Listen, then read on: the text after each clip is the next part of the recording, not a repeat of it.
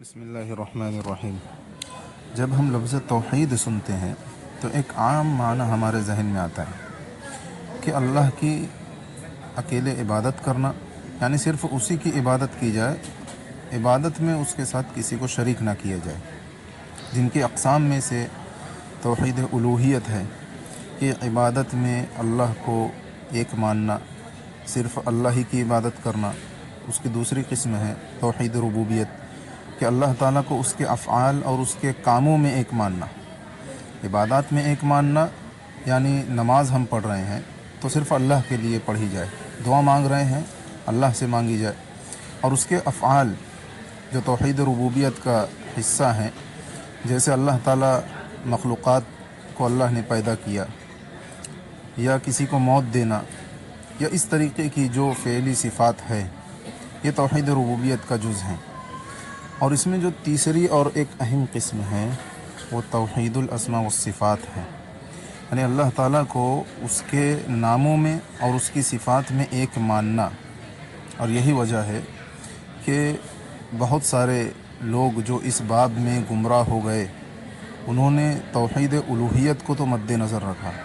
توحید ربوبیت پر عمل کیا، لیکن توحید اسماء و صفات میں وہ راہ راست پر نہ قائم نہیں رہ سکے، گمراہ ہو گئے، اور بہت سارے لوگوں کو انہوں نے گمراہ بھی کیا۔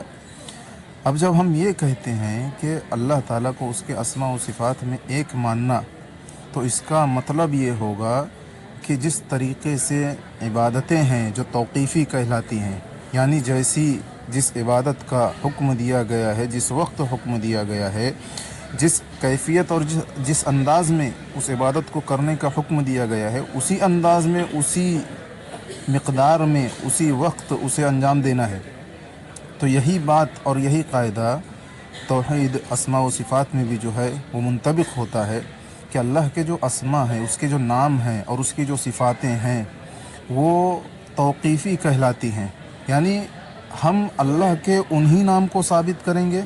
جسے اللہ تعالیٰ نے اپنی کتاب میں بیان کیا ہے، یا جسے اللہ کے رسول صلی اللہ علیہ وسلم نے اپنی احادیث میں جس کو ثابت کیا ہے، یا پھر اللہ کی وہ صفات یا ایسی چیزیں جس کا انکار اللہ تعالیٰ نے کیا ہے، جیسے اللہ تعالیٰ نے کہا لا تأخذہ سنۃ ولا نوم، کہ اللہ تعالیٰ کو اونگ اور نیند نہیں آتی، تو ہمیں بھی اس کا انکار کرنا ہے۔ اللہ کے رسول صلی اللہ علیہ وسلم نے جو صفات جس کا اللہ کے تعلق سے انکار کیا ہے تو ہمیں اسے ماننا ہے، اس میں نہ کمی کی جائے گی اور نہ اس میں زیادتی کی جائے گی۔ چونکہ یہ توقیفی ہے تو اس میں اجتہاد کا مجال نہیں ہے، لیکن جو اس باب میں جن لوگوں نے اس قاعدے کو اور اس چیز کو مد نظر نہیں رکھا وہ گمراہ ہو گئے، جنہوں نے عقل کو جو ہے وہ دخل دیا، اپنی عقل کو تھکایا، اور اللہ کے اسماء و صفات کو عقلی پیمانے پر پرکھنے لگے، جس کا نتیجہ یہ ہوا کہ کئی فرقے وجود میں آئے، جس میں سے ایک مشہور فرقہ جہمیہ ہے جو جہم بن صفوان کے متبعین میں سے ہیں۔ انہوں نے عقل کو دخل دیا اور اللہ کے اسماء و صفات دونوں کا انکار کر دیا۔ اس کے بعد دوسرا ایک اور فرقہ جو ہے وجود میں آیا، معتزلہ کے نام سے، جسے ہم جانتے ہیں، جو واصل بن عطا کے متبعین میں سے ہے، عمرو بن عبید کے متبعین میں سے ہیں، جو صرف اللہ کے اسماء کو ثابت کرتے ہیں، اللہ کی صفات کا انکار کر دیتے ہیں۔ اور ان میں سے موجودہ دور میں پایا جانے والا یا موجودہ دور میں سب سے زیادہ جس عقیدے کو ماننے والے لوگ ہیں توحید کے باب میں، اور خصوصاً توحید اسماء و صفات کے باب میں، وہ اشاعرہ ہیں، جو ابو الحسن الاشعری ان کے متبعین ہیں، جو اللہ کے اسماء کو تو ثابت کرتے ہیں اور اللہ کی صفات کو بھی ثابت کرتے ہیں، لیکن صرف 7 صفات کو ثابت کرتے ہیں، 7 صفات کو مانتے ہیں اور بقیہ کا انکار کرتے ہیں۔ اور وہ بھی 7 صفات کو ماننے کی وجہ یہ ہے کہ عقلی طور سے اس کا اثبات ہوتا ہے، اس لیے اس کو مانتے ہیں، اس وجہ سے نہیں کہ قرآن اور سنت میں اس کو بیان کیا گیا ہے، بلکہ عقل میں یہ چیز ان کے سمجھ میں آ رہی ہے، اس چیز کو مانتے ہوئے اللہ کی ان صفات کا جو ہے وہ اس کا اقرار کرتے ہیں، اس کو ثابت کرتے ہیں اور اسے معانی کا نام دیتے ہیں۔ اور وہ 7 صفات کیا ہیں؟ الحیا، یعنی زندگی، علم، قدرت، ارادہ، سمع، بصر، کلام، بس یہ 7 صفات کا یہ اقرار کرتے ہیں۔ تو یہ گمراہی کی سب سے بڑی وجہ یہ ہے کہ اس چیز کا علم نہ ہونا کہ یہ توقیفی ہیں، یعنی جیسے جس انداز میں بیان کیا گیا ہے اور جو اسماء اور جو صفات اللہ کے ثابت ہیں